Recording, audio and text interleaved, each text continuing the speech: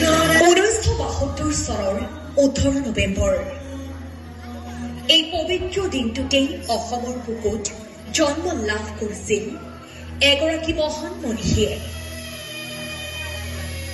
বিশ্ববিশ্ৰুত শিল্পী, গীতিকাৰ, অভিনেতা সকলো প্ৰজন্মৰ হাৰ্টথ্ৰব জুবিন গাৰ্গে।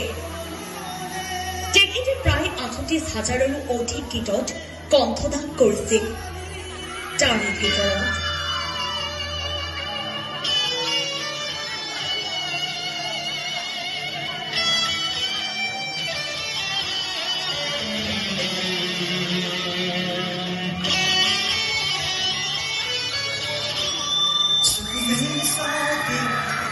देखी तुझे তোমাকে